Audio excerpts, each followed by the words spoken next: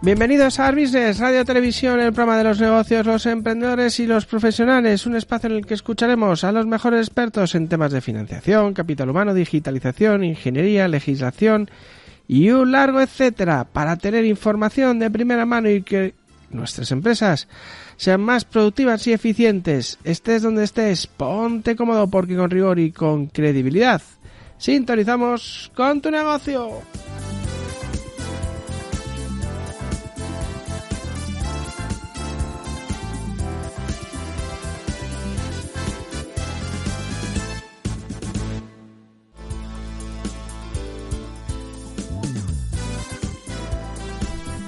¿Cómo están, señores? Bienvenidos a Art Business, Radio Televisión. Qué poquito queda para aquellos que el día 1 pues se van de vacaciones. Así que bueno, hacer el último estirón, que seguro que están muy bien ganadas esas vacaciones. Mientras estamos aquí, nosotros, la gente de Art Business, recuerden que, pues en agosto, si ustedes ponen esta hora nuestro programa, tanto de 5 a 6, que saben que se repite a día de hoy, también en nuestro programa de la tarde, pues estaremos ahí. Y los viernes y los sábados, pues también, que estamos de 9 a 10 de la mañana y de 9 a 10 de la noche los domingos. Hoy tenemos a nuestros amigos de la Asociación Resurge, que lidera Julián Domínguez, y bueno, pues esa rehabilitación urgente del parque de viviendas en nuestro país para moldarlo y conseguir los objetivos de desarrollo sostenible que están marcados en la Unión Europea, que como dice Julián no llegamos ni por asomo, pero bueno, de alguna manera tendremos que dar voz a esa lucha que están haciendo en la Asociación Resurge para concienciar a la gente de que hay que ponerse ya. Porque si no estamos perdiendo dinero y se nos va yendo la energía por los ladrillos que tenemos en nuestras casas. Y mal asunto es ese. Y luego tenemos a nuestros amigos de Smart Service. Hablaremos con José Manuel García. Y bueno, pues hablaremos de esa discapacidad y de ese centro de discapacidad, de Centro Nacional de Empleo que son ellos. Y bueno, pues concienciar a la gente en temas de responsabilidad social corporativa, que claro que hay que hacerlo. Así que bueno, señores, abróchense los cinturones porque arranca Art Business, Radio Televisión.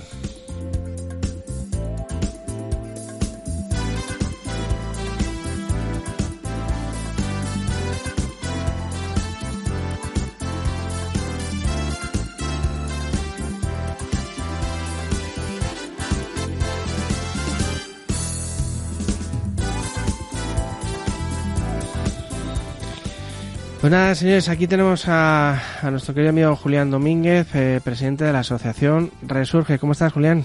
Muy buenos días, encantado de estar aquí otra vez con vosotros, Roberto. Oye, ya llevamos ahí casi medio año, ¿verdad? Diciéndole a la gente cada mes, oye, esto hay que hacerlo, no hay más tiempo, ya se nos ha echado encima y ahora o nunca. Así es, la verdad es que ya hemos ido contando en distintos programas que era el momento de rehabilitar, las ventajas que tenía esa rehabilitación energética, las ayudas, las subvenciones, las tramitaciones que había que hacer, cómo hacerlo a través de un agente rehabilitador. Y hoy lo que queremos es contar, pues, qué es lo que dice Europa de todo esto, esas directivas famosas europeas de la descarbonización. ¿Desde cuándo está puesto esto en marcha en la Unión Europea? Bueno, la verdad es que empezó hace bastantes años, empezó incluso antes del 2020, pero ya en el 2020, fíjate, hubo un avance en el que se daban una serie de recomendaciones. Ajá. Y este año, en marzo, ya las recomendaciones han pasado a ser una directiva de obligado cumplimiento en la que tienen 2 años cada Estado miembro para incorporarla a su legislación. O sea, nos van a obligar a hacer un plan nacional de rehabilitación, hay unos objetivos que hay que cumplir en estas directivas europeas, es así, ¿no? Eso es decir, la directiva europea lo que pretende es que haya una menor reducir las emisiones de gases que están continuamente volcándose en el medio ambiente.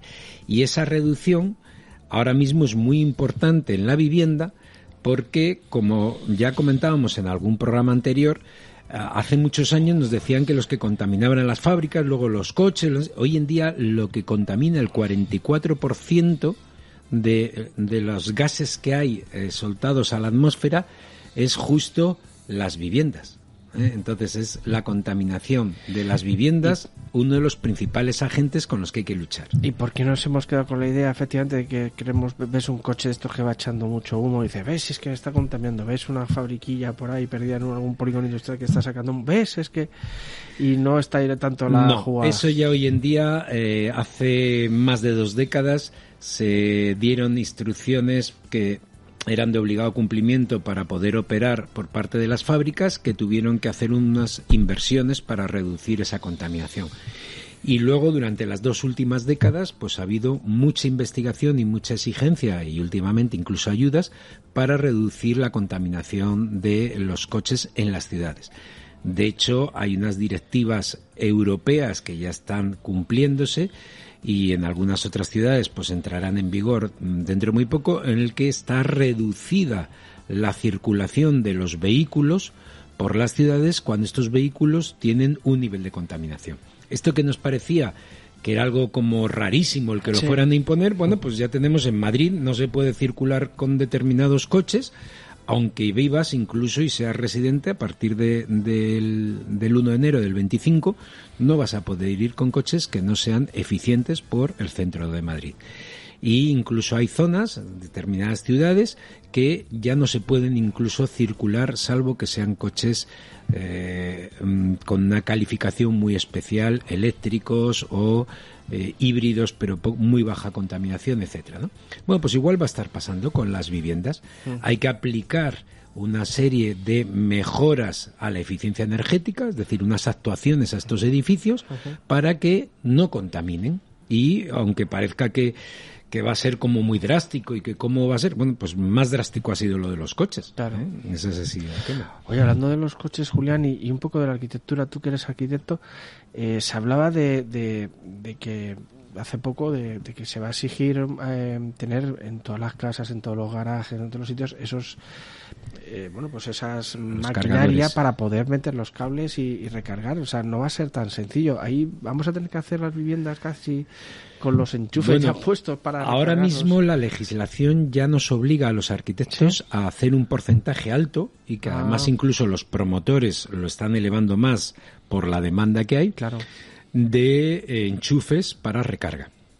Esto implica que tenemos que dotar los edificios de más potencia nominal, es decir, con más capacidad para poder cargar los vehículos, porque además todos van a estar cargándose por la noche. Claro, con lo cual va a haber coincidencia en la demanda de electricidad.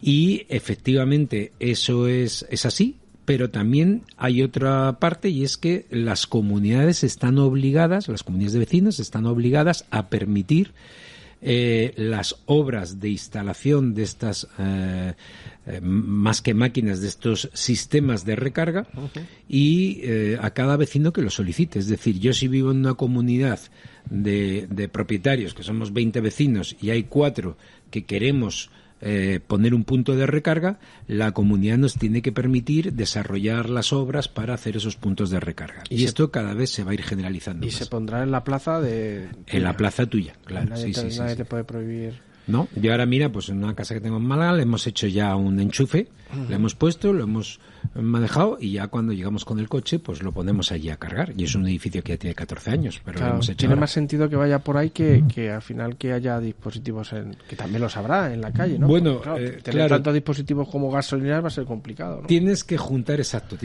lo que es la recarga en tu domicilio con lo que es la carga de apoyo para los desplazamientos. Entonces, es cierto que cada vez los vehículos tienen más autonomía, y eso les va a permitir tener menos necesidad de puntos en la calle, porque a lo mejor si cargan por la noche para 80 o 90 kilómetros, pues el desplazamiento que vas a hacer en ese día de ida y vuelta lo tienes más que cubierto. Pero cuando vas a ir de viaje y vas a hacer un desplazamiento de 300, 400 kilómetros, pues vamos a tener que tener puntos intermedios de recarga de esos vehículos. Has hablado también de las ayudas públicas, que es un factor importante para todo esto, es decir, ese apoyo público que mucha gente, yo creo que incluso a lo mejor como es algo laberíntico, pues a lo mejor ni lo aprovecha y lo toma la decisión por su parte y al final no aprovecha esas ayudas que están para ahí. ¿Van a seguir existiendo en estos años? Bueno, pues mira, esto tiene que ver con lo que comentabas antes del Plan Nacional de Rehabilitación. El Gobierno de España, como el resto de los Estados miembros, tienen que presentar en este año una propuesta de Plan Nacional de Rehabilitación y tiene que quedar aprobado y en vigor el año que viene. Y entonces, ¿qué es ese Plan Nacional? O sea, ¿en qué consiste un Plan Nacional de Rehabilitación para cumplir con las directivas europeas? La directiva europea dice que cada Estado tiene que presentar un plan para que en el 2030 se haya reducido en un 16% las emisiones y en el 2035 un 22%. Es decir, ellos ya marcan cuánto tenemos que reducir. Y la manera más rápida de actuar es en los que más contaminen, porque para conseguir ese porcentaje. Entonces, aquellos edificios que son más antiguos, las actuaciones de eficiencia energética van a ser más eficaces que en edificios que a lo mejor hemos hecho hace 5 años que no contaminan casi. Entonces, lo que se va a hacer es, se va a seguir fomentando durante unos años mediante ayudas que consisten en subvenciones y deducciones fiscales, las dos cosas, y para fomentar la rehabilitación energética. Pero llegará un momento en que, además de las ayudas, habrá que generar obligaciones, que es como finalmente se lanzan.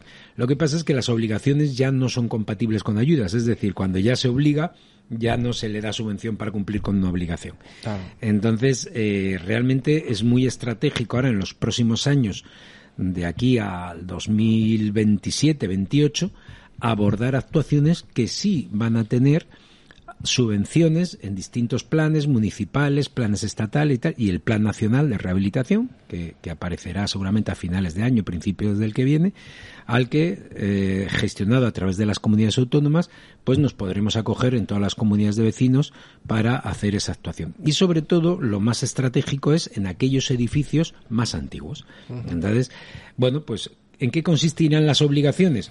Pues que si usted tiene un edificio con una calificación energética muy baja, una F, una G o una E, pues va a tener obligación en un periodo de 6 meses, un año, de hacer una actuación de rehabilitación energética para poderlo llevar a letras de certificado de eficiencia energética, letras más eficientes. Por ejemplo, esto ya se está haciendo en Francia, ya en Francia no puede haber por debajo de la D. En Italia también está entrando, en los distintos Estados miembros ya se van anticipando, en Bélgica también, pues es un camino que tendremos que recorrer en España, que vamos más atrasados. Dentro de la Unión Europea somos los que estamos a la cola en tiempo. No somos los únicos. No somos los únicos. Los hay más. En general, yo creo que los países mediterráneos, aunque cuando se habla de países mediterráneos también se incluye a Francia, pero Francia está mucho más avanzada, y Italia en esto también. Pero tenemos ahí Grecia, que también está bastante atrasado, y alguno más. Cuando estamos hablando de esa eficiencia energética, me viene a la cabeza que no sé si a lo mejor los edificios de los años 30, 40, que casi tienen 100 años, son mucho menos eficientes que los de los años 60, 70, y estos mucho menos eficientes que los de ahora. ¿O ha habido épocas? Sí, vamos a ver. Ha habido saltos. Sí. Es decir, yo diría que desde los años 30 o desde antes hasta la crisis del petróleo en los años 70, la eficiencia energética no se había tenido en cuenta. Se había tenido en cuenta más bien un confort. Entonces había medidas para hacer ventilaciones extra en las zonas cálidas y efectos invernadero en las zonas más frías. Entonces tú tenías que la construcción, por ejemplo, del norte de España tenía grandes cristaleras al sur para captar mediante efecto invernadero pues el calor hacia dentro de la vivienda, y que a lo mejor en la zona de Andalucía pues tenías unas cámaras en la cubierta que se hacían ventiladas y pues que también se hacía. Incluso pues más antiguo había otra cosa que era lo que llamaban la gloria, y es que había una cámara en el suelo de la planta baja que se metía ahí calefacción y humo a través de unas calderas exteriores y pasaba y calentaba. Eran sistemas que iban buscando un poco el confort, pero no una eficiencia energética. Es con la crisis del petróleo en los años 70 cuando empieza a costar el calentar las viviendas y empieza a hacerse normativas que exigen aislarlo térmicamente. En España hay una que se llama la CT79, que es a partir de la cual se empieza a exigir aislamiento térmico. Entonces, podríamos decir que en la década de los 80 y los 90 hay exigencia de aislamiento pero no tanto buscando una eficiencia energética, sino buscando el que no haya un consumo desmesurado. O sea, es decir, no gastemos un montón de petróleo. Es a partir del 2000 cuando ya empieza a haber un sentido de la eficiencia energética, y en el código técnico que se recoge en el 2007, su primera edición, es donde ya sí se habla de factores que tienen que cumplir. Y hasta entonces teníamos un coeficiente que se llamaba el lambda, y el K/G, que era lo que calculábamos los arquitectos, pero a partir de ahí ya empezamos con otros valores que tienen muchos más detalles, también cómo se produce la energía. Antes era solo cómo se perdía, pero ahora ya también no es lo mismo producirla a base de carbón, gasóleo, gas o electricidad. Entonces se buscan, sobre todo porque electricidad tienes alternativas de energías renovables que no tienen ningún tipo de contaminación ni siquiera en su producción, como puede ser la fotovoltaica, que es una captación y conversión en electricidad de forma muy poco contaminante. O sea, es bueno distinguir entonces entre eficiencia energética, que no es lo mismo que guardar el calor o la temperatura dentro de la... Es un concepto más amplio. O sea, la eficiencia energética también es que además del abrigo, tengo que tener en cuenta la energía, cómo la produzco. Claro. Que sea una energía limpia. O sea, veo todo el camino. Sí, sí. Oye, ¿cuándo creéis que va a ser obligatorio el cumplir con las directivas europeas, sobre todo en estos edificios que son menos eficientes? ¿Y cómo se va a poder controlar? Bueno, nosotros creemos, digamos, es un tema que al final tiene mucho que ver con decisiones políticas, ¿no? Y las decisiones de obligar, pues siempre son decisiones poco electorales. Entonces, sí. Ahora mismo estamos con un equipo de gobierno que no es que tenga una estabilidad grande y entonces pues quizás no sea lo más estratégico el sacar obligaciones. Pero es verdad que tendrá que cumplir tarde o temprano con las directivas europeas y en menos de 2 años tienen que estar eso publicado. Y si se publican y en el 2030 tenemos que haber cumplido, pues seguramente a partir del 28 empecemos a tener ya comunicados de obligación. Seguramente entre el 28 y el 30 empezarán ya a ejercitarse esas obligaciones, al menos para aquellos edificios más contaminantes. En este sentido, todos los partidos políticos entiendo que estarán más o menos en la misma onda, ¿no? O sea, todos queremos un poco la eficiencia energética y la de cumplir, ¿no? Ya hay, Robert, o ahí a lo mejor entre lo que son los asesores técnicos de los partidos políticos y lo que son los políticos. Es decir, seguramente la asesoría técnica que tengan todos los partidos vaya alineada. Vaya alineada. Pero luego cuando hay que negociar, claro, cuando hay que negociar si te apruebo o no los presupuestos, pues a lo mejor la lógica y los temas técnicos no son los que prevalecen. Pero estoy seguro que desde un punto de vista técnico todos están de acuerdo en que eso tiene que estar cuanto antes en vigor. Entiendo también que un plan de esta envergadura en España, que claro, no es lo mismo una casa en Asturias que una en Andalucía, tendrá que tener en cuenta mucho bueno, eso ya lo tiene lo que son las calificaciones energéticas. O sea, ahora mismo afortunadamente tenemos muy tabulado y homologado los sistemas de calificación energética de cada uno de los edificios en los que se tiene en cuenta tanto su orientación como su ubicación. Entonces, efectivamente, no es lo mismo una calificación energética A en León, Ponferrada, por decir algo, que en Córdoba. Claro. Entonces, bueno, pues tienen unos requisitos distintos, pero eso ya, la manera de calificar energéticamente ya se tiene en cuenta. O sea, que eso, ahora mismo lo que estamos es intentando homologar los estándares a nivel Europa. Es decir, que incluso haya como una homologación que pueda servir para que todos los países trabajemos con el mismo lenguaje, claro. Pero teniendo en cuenta la ubicación de cada uno, que no es lo mismo una calificación o unos requisitos en Alemania que en España. Pero eso ahora mismo ya está bastante homologado. En vista de todo esto, ¿qué le podemos aconsejar a las comunidades de vecinos? Que ese es uno de los actores principales, pero por otro lado también están los administradores de fincas, que también tienen un papel importante en todo esto, claro. Pues sí, efectivamente, Robert, has dado la clave. Los administradores de fincas son los asesores de confianza de las comunidades. Claro. Es decir, una comunidad, si piensa hacer algo, lo consulta con el administrador. Pero es que es más, si el administrador cree que algo es positivo y se lo aconseja a la comunidad, seguramente la comunidad lo va a abordar.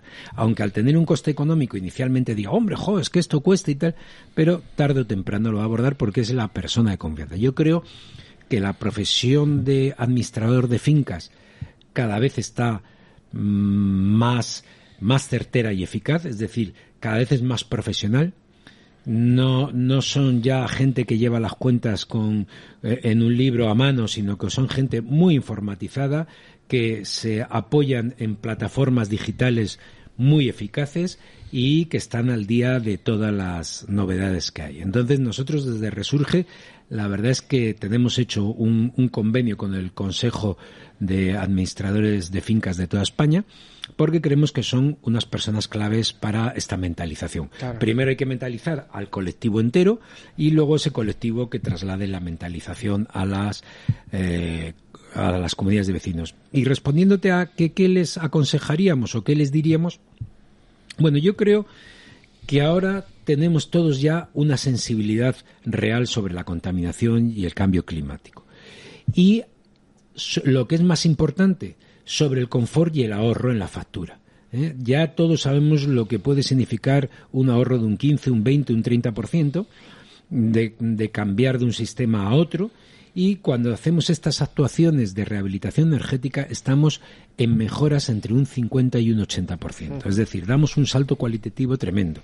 Hacemos un acercamiento muy eficaz a que nuestro edificio sea de consumo casi nulo, que es lo que se va a pedir en las directivas a futuro. Entonces, ahora es el momento bueno, primero porque no hay una demanda exagerada de mano de obra, es decir, en el momento que esto sea obligatorio, se va a producir un colapso tanto en el diseño a niveles de arquitectos como en la capacidad de trabajar en realizar esos abrigos, ¿no? Que otro día comentábamos que eran los sistemas estos SATE, de envolvente por el exterior, la cubierta, etcétera, así como la instalación de aerotermias y paneles fotovoltaicos, que va a hacer que esas actuaciones se disparen de precio. Esto nos ha pasado pues cuando ha habido que legalizar instalaciones eléctricas y hemos tenido unos plazos y entonces bueno, pues han disparado los precios de mano de obra en esas fechas. O cuando ha habido que cambiar calderas de carbón por calderas de gas y también de repente ha habido una subida tremenda. Bueno, pues esto es uno de los temas que nos va a pasar en cuanto entre la obligatoriedad. Entonces yo creo que hay que irlo viendo con previsión para que no se nos disparen los precios y podamos pagarlo más barato. Y luego también porque ahora mismo vamos a tener unos años de subvenciones. Claro. Y esos años de subvenciones hay que aprovecharlos y deducciones fiscales. Fijaros que la gente siempre espera a que salga la convocatoria de la subvención para entonces empezar a trabajar. Pero ese año ya la han perdido. Claro. O sea, si tú esperas a que salga la convocatoria para preparar el proyecto, tener los presupuestos aprobados, tener las distintas reuniones, que eso viene a tener un proceso de 6 meses. Es un proceso complicado, ¿no? Son 6 meses, más o menos lo que tenemos tabulado en Resurge. Claro. Entonces, claro, si tú empiezas, cuando sale la convocatoria, empiezas ese proceso de 6 meses, te has quedado fuera de la convocatoria, porque aunque la convocatoria durara un año, realmente se acaban los fondos en los 3 primeros meses. O por ejemplo, ahora el plan Rehabilita, que saldrá en septiembre, en el primer mes queda cubierto. ¿Cubierto? Sí, queda cubierto. Y entonces tienen a lo mejor 2 o 3 meses, pero da igual, porque eso es ya, como tú entregues fuera ya de presupuesto, ya no te toca. Madre mía, pues habrá mucha gente que efectivamente espere a que salga. Claro. Entonces lo que hay que hacer es tener toda la documentación preparada. Y como las convocatorias más o menos son muy coincidentes en la documentación a presentar, pues todo lo que son las firmas, lo que son los presupuestos, el proyecto, todo eso te vale para cualquiera de las subvenciones, sea de una convocatoria o de otra. Entonces, lo que yo animo a las comunidades y en especial a los administradores de fincas, que son los que están dirigiendo el comportamiento, es que cuanto antes aborden el inicio de la rehabilitación, entrando en contacto con un agente rehabilitador, con un arquitecto, que desarrollen el proyecto, las distintas actuaciones, que busquen la financiación, que lo tengan todo preparado para arrancar, y en cuanto quede aprobado un plan de rehabilitación nacional o unas ayudas municipales como son en Madrid el Plan Rehabilita, tengan toda la documentación preparada para en los primeros días poderla entregar. Los administradores de fincas tienen que estar tranquilos porque si van al arquitecto, el arquitecto les va a hablar, les va a poner en contacto con un agente rehabilitador, o al revés, si va a un agente rehabilitador, el agente rehabilitador se va a poner en contacto con... Bueno, nosotros desde Resurge recomendamos que sea con el agente rehabilitador directamente. Porque él va a hacer ese llave en mano de la rehabilitación que a la comunidad le viene tan bien, porque le hace todo, le hace la gestión del proyecto, le hace la gestión de las subvenciones, le hace la gestión de la licitación con constructoras, le hace la gestión de la financiación. Un poco desde la asociación lo que promovemos es esa figura del agente rehabilitador, que es el facilitador. Claro. No tiene nada que ver. O sea, si buscas por un lado al arquitecto, lo tienes que buscar a la constructora, luego la financiación, luego no sé qué. Es un recorrido muy, muy, muy lento y muy tortuoso, incluso para un administrador profesional. Claro, te vas a un agente rehabilitador y él ya tiene todo, ya pone en marcha toda su gente y lo pone, pues eso, los diferentes actores. Y hay muchos, hay muchos agentes rehabilitadores ahora ya en España. Eso te iba a preguntar, si había muchos. Sí, ya ahora los hay de ámbito nacional y de ámbito local. Yo os invito a que entréis en la web de Resurge y si no, pues mandáis diciendo, oye, somos una comunidad de vecinos de tal municipio y queremos contactar con distintos agentes rehabilitadores. Mandáis ese correo a info@resurgerehabilita.es, que lo tenéis en la web de Resurge, y nosotros nos ponemos en contacto con vosotros y os facilitamos ya directamente agentes rehabilitadores. Julián, ahora que es verano, estamos con los aires acondicionados, energéticamente, ¿cómo se tiene que gestionar el aire acondicionado? Porque yo a veces un poco, llego a casa, me pega el golpetazo. Pues mira, hay una cosa que me alegro mucho que digas esto, porque es que hay veces que pensamos que la eficiencia energética es para el frío. Y siempre dices, bueno, de Madrid para arriba y tal.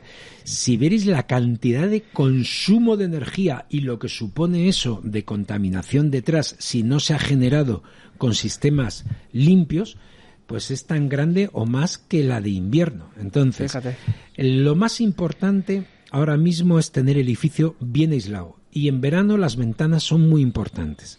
Si, por ejemplo, tenemos ventanas a sur, bajemos las persianas o pongamos control solar para que no se nos hagan efecto invernadero. El control solar es pues un vinilo que colocas en los vidrios y que hace una protección solar. O colocas un toldo o bajas la persiana y ya está. Entonces, o un store.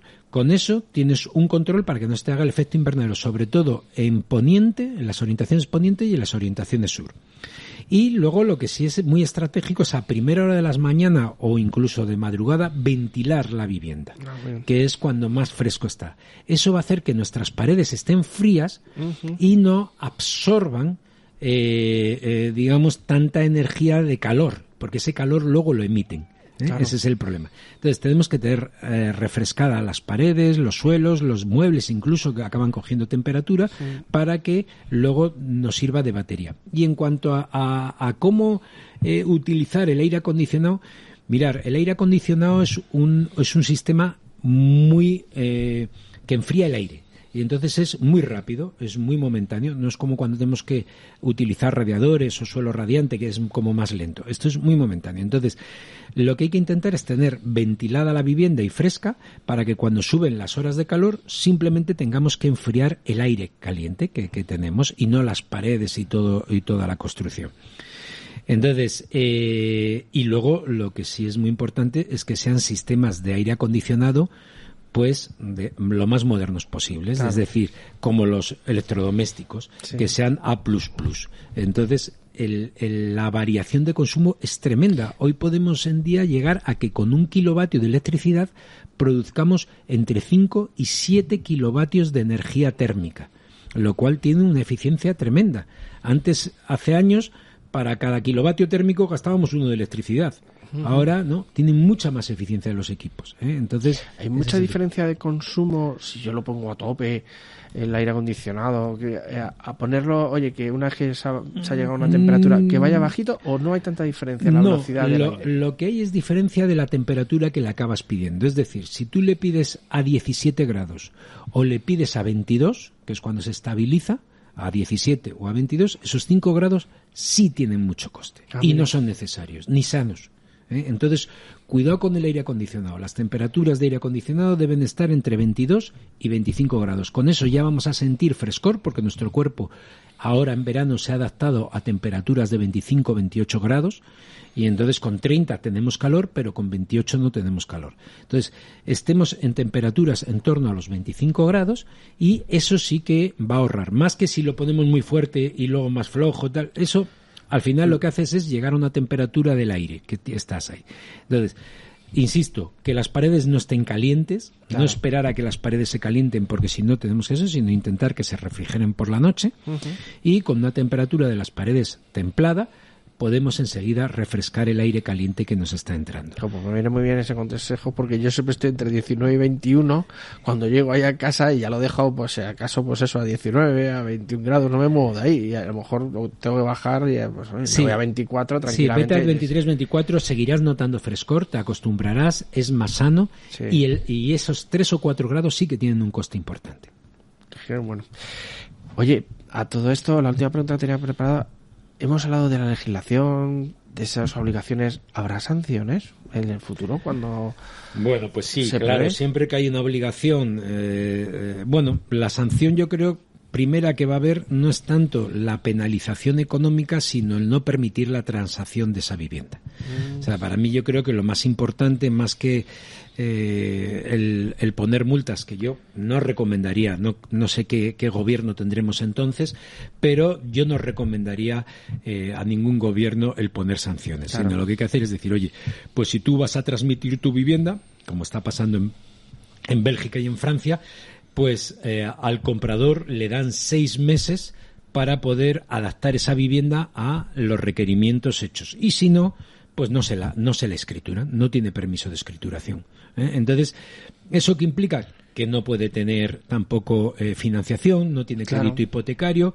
Bueno, total, que acabas obligando a que lo hagas sin necesidad de poner una multa. Por una multa al final siempre tiene como una visión recaudatoria, ¿no? Es decir, encima de que no cumpla, además tú te llevas más dinero como gobierno, ¿no? Entonces, es que buscan cualquier excusa para ganar más pasta, ¿verdad? Entonces, yo creo que el tema no es poner un tema de penalización recaudatoria, sino lo que se está haciendo en otros países, que es más bien que tú no puedes transferir. Claro. Como ahora con el certificado. ¿Quieres vender esto? Bueno, tienes que tener previamente esto hecho. Ahora mismo ya lo tenemos con certificado de eficiencia energética. Tú tienes que tener tu certificado.